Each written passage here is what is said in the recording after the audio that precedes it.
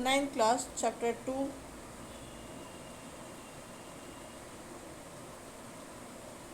Subject social, जिसमें अपन ने पढ़ा था अभी उसके हम लोगों ने पहले चैप्टर 2 में देखा था कि पर्यावरण की आवश्यकता या उसके संरक्षण की आवश्यकता क्यों होती है। उसके बाद हमने देखा था कि study of the environment effect, मतलब पर्यावरण का जो हम अध्ययन करते हैं तो उसका क्या इफेक्ट होता है या क्या प्रभाव पड़ता है। अब आते हैं इन्वायरमेंट इम्पैक्ट असाइनमेंट, जिसके अंतर्गत, जिसको हम शॉर्ट फॉर्म में EIA के नाम से जानते हैं, इन्वायरमेंटल इम्पैक्ट असेसमेंट। इसके अंतर्गत ये पर्यावरण जो प्रभाव का परियोजना है सरकार, ये एक अलग विभाग होता है जिसमें वो पर्यावरण से रिलेटेड जितने भी प्रभाव होते हैं वो देखते हैं इन प्रभाव को, और जो भी परियोजनाएं जब सरकार इन पे लागू करती है तो वो पर्यावरण का आकलन करती है कि इसके नुकसान है कि लाभकारी है कि नहीं है, इसके जो गुणवत्ता है या जो इनमें संख्यात्मक रूप से ये दोनों प्रकार से देखती है कि ये पर्यावरण पर किस प्रकार प्रभाव डालती है। और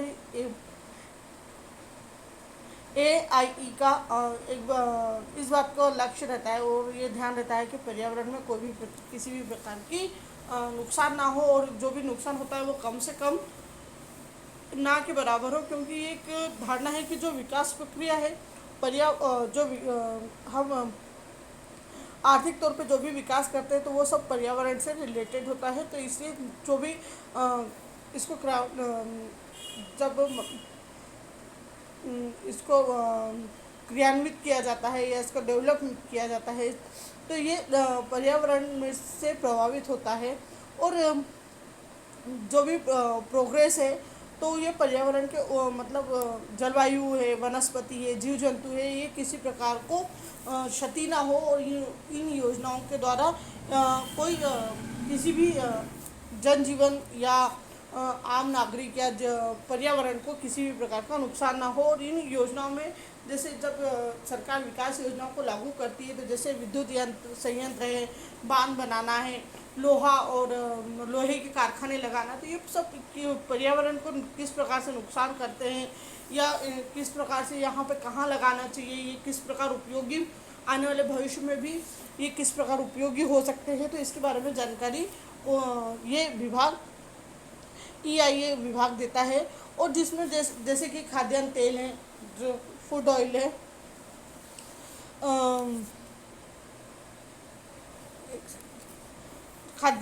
सीमेंट है, और कागज़ की जो अधिक कारखाने लगाए जाते हैं या जो भी कंपनियां लगाई जाती हैं, तो इन योजनाओं को जब हम प्रारंभ करते हैं तो ये एक रूपरेखा तैयार करते हैं कि किस प्रकार से ये क्रियान्वित होंगी या मार्केट में किस प्रकार से आएंगी, और ये आगे जाके ये किस प्रकार से इफ़ेक्ट करेंगी या मनुष्य को या पर्यावरण को, तो इसके प्रभाव की जानकारी ये AI ब्रांच देती है। और इसके जैसे कि आप ये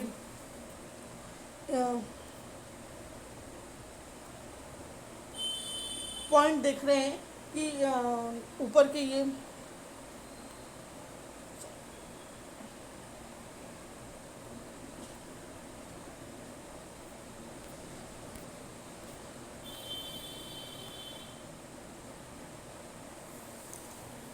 इसके अंतर्गत जैसे कि पर्यावरण को किसी भी प्रकार का पर्यावरण के नुकसान नहीं होना चाहिए, किसी प्रकार का डैमेज नहीं होना चाहिए, ये ऊपर वाले जो पॉइंट देख रहे हैं ये है। और इसके पर्यावरण में इसकी जो मेंटेनेंस है या इनकी क्वालिटी है, पर्यावरण की क्वालिटी है, वो बराबर मेंटेन रहे। फिर जो भी हम प्रोग्रेसिंग करते हैं या जो हम डेवलप कर रहे हैं तो वो वर्तमान में वो आने वाली पीढ़ी के लिए, जो वर्तमान में हम डेवलपिंग कर रहे हैं तो आने वाली भविष्य में आने वाली पीढ़ी के लिए वो किस प्रकार से उपयोगी होगी या उसकी आवश्यकताएं कहाँ तक हो सकती है। उसके बाद आता है चौथा पॉइंट कि पर्यावरण को हम इसका किस प्रकार से इसको बचाया जा सके, या इसके जो भी एलिमेंट्स है या जो भी तत्व हैं उसको हम किस प्रकार से बचा सके। और ये विकास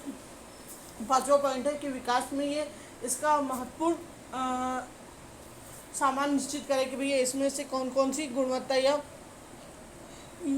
यूज़ ऑफ एआई जो इफेक्ट होता है, टोटल इसका डेवलपमेंट कितना होना चाहिए या कितनी तरह से क्रियान्वित होना चाहिए। तो ये विकास योजना में हम देखते हैं कि जिसका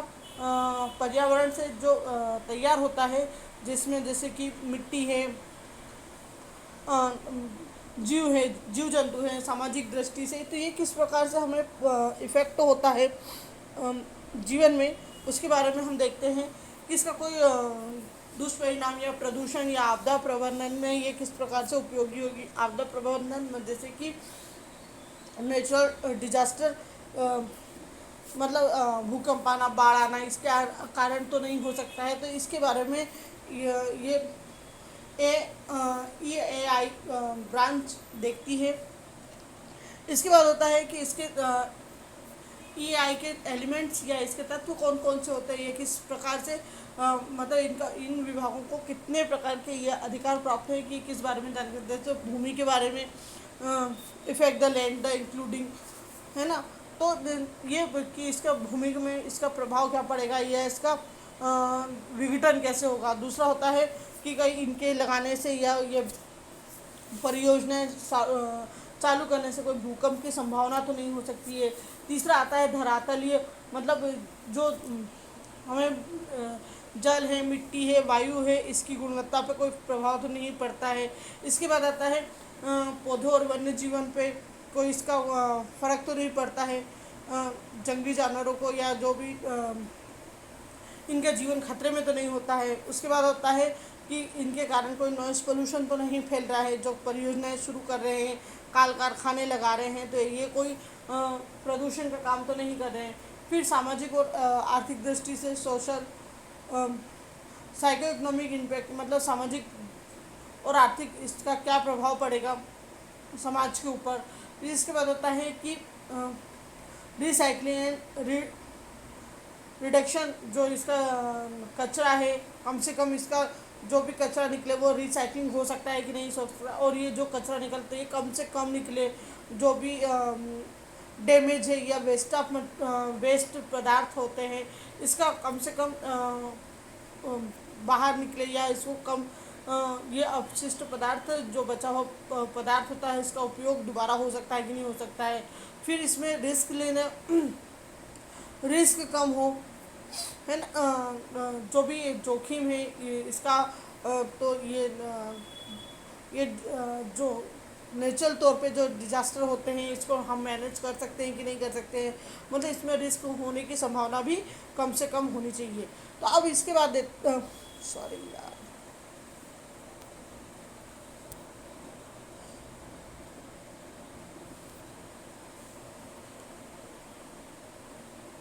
method of environment impact assessment. तो इस पर्यावरण के जो प्रभाव या इसकी जो निर्धारण नीतियां हैं,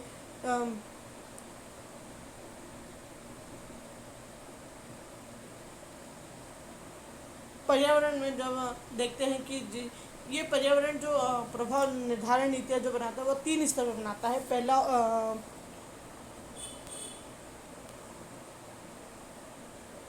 पहली होती है इंटेली सिक्योरिटी रिपीटली इन्वायरमेंट इम्पैक्टर्स हैं। तो ये 3 प्रभाव से नीतियाँ बनाती है, निर्धारण करती है। पहली होती है प्रारंभिक जांच, दूसरी होती है तेज गति से इसका प्रभाव पड़ता है कि नहीं पड़ता, और तीसरा होता है कि विस्तृत प्रभाव प्रणाली जिसके अंतर्गत आता है। तो इन पहली आती है इंटेल स्क्रीनिंग, ये किस जो भी विकास परियोजना जो हम प्रारंभ करते हैं तो उसका निरीक्षण करते हैं और ये जानती है कि योजना किस प्रकार जरूरी है या नहीं है, या परियोजना को पर्यावरण में कोई प्रभाव तो नहीं डालता है। और अगर ये इस जांचों के बाद सेकेंड नंबर पे अगर जो आती है तो वो तीव्र पर्यावरण निर्धारण की मदद से हम इसके अंतर्गत जितनी भी परियोजना की इसकी मुख्य बातें जानने के लिए कोशिश करते हैं कि सेकेंड नंबर की जो प्रणाली आती है या सेकेंड नंबर के स्तर पे जो जांच करते हैं, तो ये जांच करते हैं कि ये परियोजना जो आ रही है ये पर्यावरण को किस प्रकार जोखिम में तो नहीं डाल रही है, इसकी जो जो महत्वपूर्ण जो बातें होती हैं, इसको हम जो मामले आते हैं ये कि हम इसको हटा सकते हैं कि नहीं हटा सकते हैं। जब देखते हैं कि ये दो पहली स्तर पे और दूसरे स्तर पे ये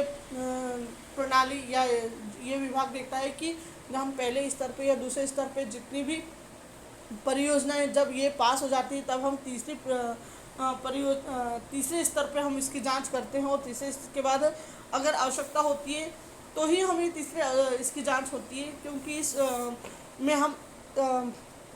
इस स्तर पे हम उसके नेगेटिव पॉइंट्स देखते हैं कि ये आवश्यकता इसके कोई नेगेटिव पॉइंट्स तो नहीं है कि भारत ये जो पर्यावरण को किस प्रकार से हम इसको काम ला सकते हैं अपने काम में या नहीं ला सकते। तो इस प्रकार के ये जो पर्यावरण देखने को मिलते हैं, इसके अंतर्गत जो भी मंत्रालय होता है या भारत के जितने भी प्रभाव निभाने के जो कार्य होते हैं या पर्यावरण से, तो ये पर्यावरण और वन मंत्रालय ही देखता है। और ये वन मंत्रालय जो परियोजनाएं लागू की जाती है इसकी मूल्यांकन या इसकी समिति बनाता है। और ये परियोजनाएं जैसे कि नदी घाटी परियोजनाएं, सिंचाई परियोजनाएं, खनन जैसे आम शब्दों में कह सकते हैं कि जैसे कि अभी हम रेत खनन होता है, जैसे नदियों से रेत निकालने का है, लोहा इस्पात का कारखाना है, तो ये चमड़ा उद्योग है, ये कागज उद्योग है, रासायनिक तौर पे हम ये तेल की फैक्ट्रियां देखते हैं। तो ये किस स्तर पर काम करती है तो इसके बारे में मूल्यांकन करते हैं और इसकी जानकारी निकालते हैं। तो ये और ये कौन देखता है? वन मंत्रालय देखता है, और ये विभाग AEI विभाग देखता है कि ये किस प्रकार से इफेक्टेबल है या नहीं है। और इसकी जो आवश्यकता होती है, अगर हम इसकी पहली और दूसरे स्तर की जांच पे ही ये परियोजना को शुरू कर सकते हैं कि प्रारंभिक स्तर पर जांच, और दूसरी होती है तीव्र स्तर पर जांच होती है। तभी हम ये दोनों स्तर की जांच अगर पूरी सर्टिफाइज होती है तो ही ये तीसरी स्तर पे इसकी नेगेटिव पॉइंट को ढूंढा जाता है। अगर तीसरे स्तर पे इसकी जांच सही ढंग से नहीं होती तो इन परियोजनाओं को हम स्थगित कर देते हैं या इनको बंद करवा सकते हैं। परंतु जब आवश्यकता होती है तो ये विभाग विशेष समिति गठित करके उसमें पर्यावरण से उसका अनुमान लगा के तैयार करते हैं कि ये योजना क्रियान्वित होना चाहिए या नहीं होना चाहिए। इसके बाद हम अगला टॉपिक पढ़ेंगे चिपको मूवमेंट। चिपको मूवमेंट के बारे में वैसे सभी को थोड़ी बहुत नॉलेज होगी, क्योंकि चिपको मूवमेंट जो पर्यावरण से रिलेटेड है या प्राकृतिक संसाधनों को संरक्षण करने के लिए ये आंदोलन किया गया था। तो इसके बारे में हम एक स्टोरी टाइप में पढ़ेंगे, क्योंकि ये इतना ज़्यादा इसको क्या बोलते हैं कि इससे डरने की ज़रूरत नहीं, क्योंकि ये बड़ा है और चिपको मूवमेंट काफ़ी अच्छा है। इसको एक स्टोरी के रूप में अपन समझ लेंगे, तो इसको हम कल देखेंगे।